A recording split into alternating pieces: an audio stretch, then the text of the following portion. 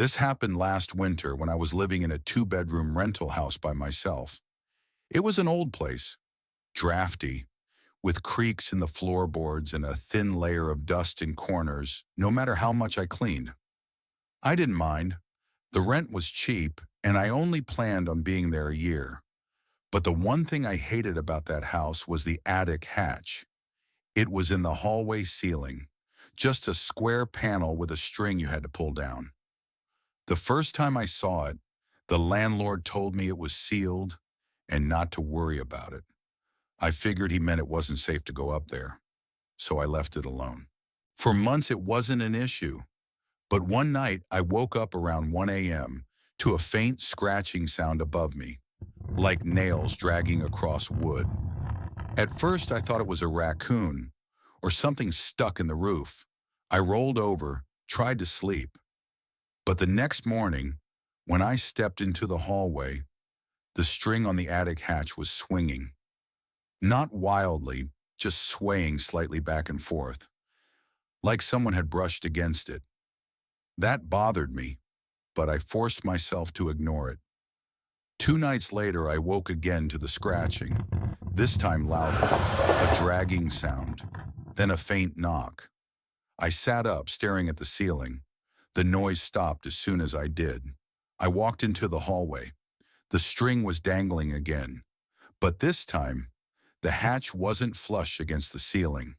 One side of it was cracked open, just a fraction of an inch. I backed into my room, locked the door, and barely slept until daylight. The next morning, I pushed a chair under it, climbed up, and shined a flashlight through the crack. Nothing but darkness. That night, I set up my phone on the dresser, angled at the hatch. I used an app to record overnight in case it moved again. When I checked the footage the next morning, my stomach dropped. At around 3 a.m., the video showed the hatch slowly lifting. Just a few inches, then two pale fingers wrapped around the edge of the panel. Holding it there, the fingers didn't move for nearly a minute. Then the hatch lowered again, sealing shut. I replayed it 5 times, just to be sure I wasn't imagining it, but it was clear someone was in the attic. I called the landlord immediately. He swore the attic was sealed, and there was no way anyone could be up there. Said maybe I was interpreting shadows wrong. I knew what I saw. That night, I slept with every light on. Still, I kept waking up, staring at the ceiling. At 4 a.m., I heard the hatch creak open. No recording this time.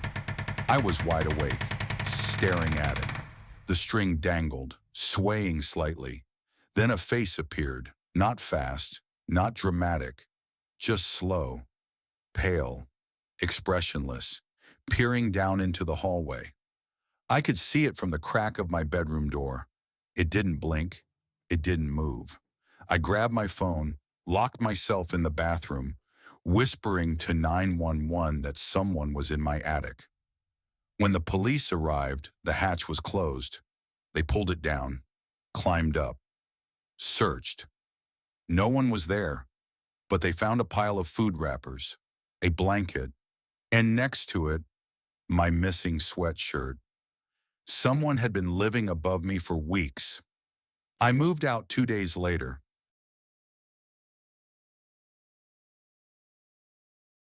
This happened in the fall of 2020 when I was renting a one-bedroom apartment by myself.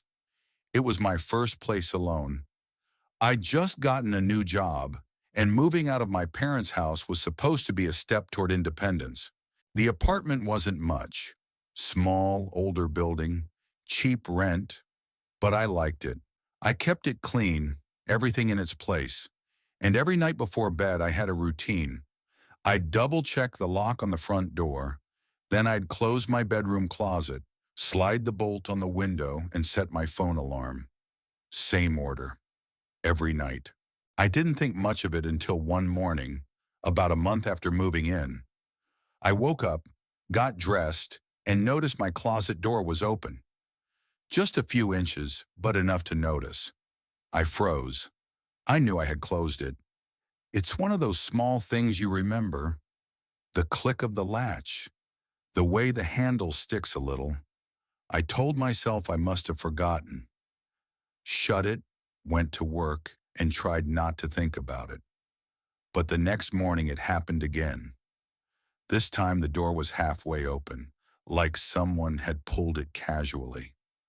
I searched the apartment top to bottom, the bathroom, the kitchen, even the cabinet under the sink.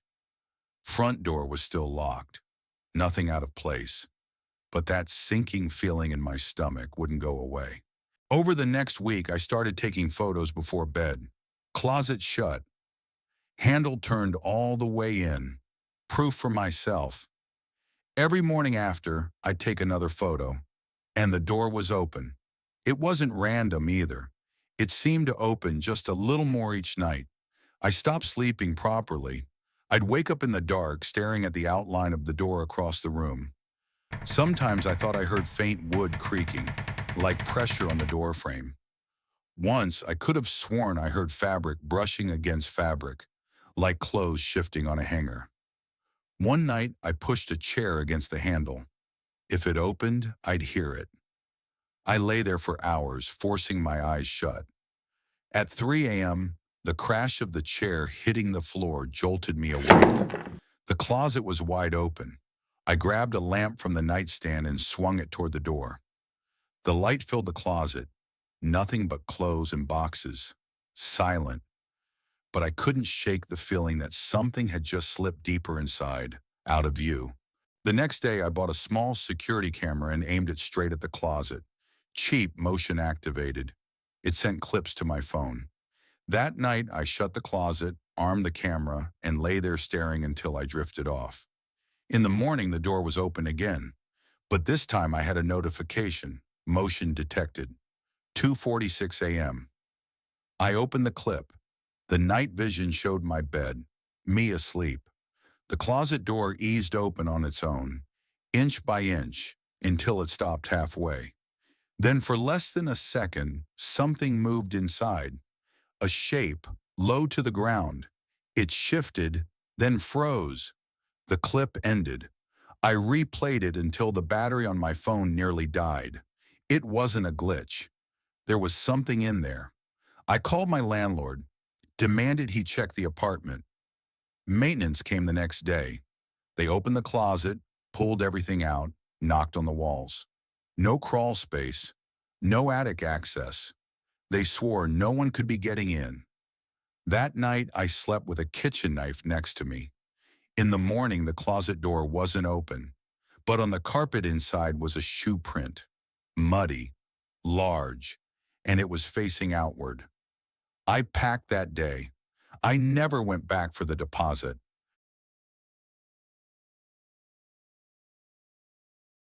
This happened in the spring of 2019, when I was living alone in a small house on the edge of town. I was renting at the time. Nothing fancy, 2 bedrooms, 1 floor, a little fenced-in yard in the back. It was quiet, which is why I liked it. That night I had fallen asleep on the couch watching TV. I remember waking up around 2:30 in the morning, groggy with the sound of the TV still buzzing faintly in the background. At first I thought the noise was what woke me, but then I heard something else. The back door, the creak of the old metal hinge as it slowly opened. I sat up, frozen. I always lock that door. Always. I muted the TV and just listened. The sound stopped after a few seconds and the silence was heavy. I stood up quietly and peeked down the hallway toward the kitchen, where the back door was. From where I stood, I couldn't see the door itself, but I could see the faint glow of the motion light outside pouring in through the glass. And that light only came on when something moved in the yard. I grabbed my phone and opened the app for my cameras. I had a cheap setup. 2 indoor cameras and 1 pointing at the back porch. The indoor feed showed nothing. The living room was empty. The hallway was empty. I switched to the outdoor camera, heart pounding. The screen showed the yard, the back steps, and the closed door, completely shut. I stared at the feed, then glanced back down the hallway toward the real thing. The glow of the motion light was still there, spilling into the house. It didn't make sense. I told myself I must have dreamed it. Maybe the hinge creaked in my sleep and I thought it was real. I forced myself to walk to the kitchen anyway. The door was closed. The lock was still in place, but the floor in front of it had a streak, like something wet had been dragged across the tile, from the door frame to the middle of the room. A dark, damp smear, already drying at the edges. I backed away.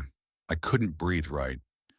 I ended up grabbing my keys, running out the front, and driving to a friend's place for the night. The next morning I went back. The smear was gone. Not cleaned, just gone, like it had never been there. The tile looked normal. I checked the camera history again. Between 2:30 and 2:40 a.m., the outside feed froze for a full minute, then cut back in with nothing different. No one else had a key to the house. After that night, I bought an alarm system. Now, if that back door is even touched, it sets off a siren, and I still keep my phone by me every night, just in case it ever happens again.